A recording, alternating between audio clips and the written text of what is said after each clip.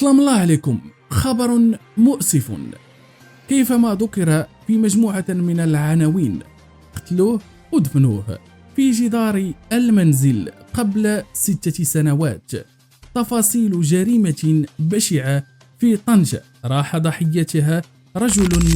هذا ما فتحته المصالح الولائية للشرطة القضائية بمدينة طنجة بحثا قضائيا تحت إشراف النيابة العامة المختصة زوال اليوم السبت، وذلك لتحديد ظروف وملابسات وخلفيات وفاة شخص عثر على جثته مدفونا بجدار منزله بمنطقة طنجة البالية. وحسب المعلومات الأولية اللي توفرنا عليها وتوفرت عليها مجموعة من البحث، فقد جرى اكتشاف جثة الهالك بشكل عرضي أثناء مجريات البحث التمهيدي مع زوجته و4 من أبنائه الذين تم توقيفهم في قضية تتعلق بحيازة وترويج المخدرات والمؤثرات العقلية، حيث تم تحصيل شكوك قوية حول اختفاء الزوج في ظروف مشبوهة وبخلفيات إجرامية متغيرة.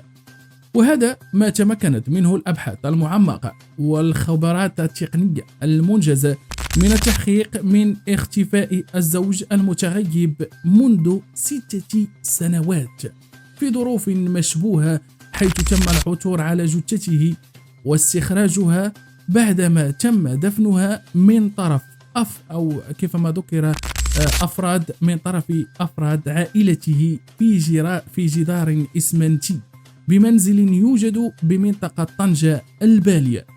وقد تم إيداع جثة الهالك التي تعرضت للتحلل شبه الكامل بمستودع الأموات رهن إشارة التشريح الطبي لتحديد سبب الوفاة وأيضا الكشف عن ملابستها الحقيقية، بينما تم إخضاع زوجته وأبنائه للبحث القضائي الذي يجري تحت إشراف النيابة العامة المختصة، وذلك لمعرفة الظروف والملابسات المحيطة بهذه القضية.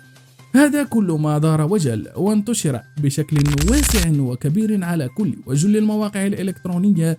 دائما ندعوكم ونطلب منكم طلبا وليس أمرا الاشتراك في قناتنا والضغط على زر الجرس. قناتنا قناة MR Today.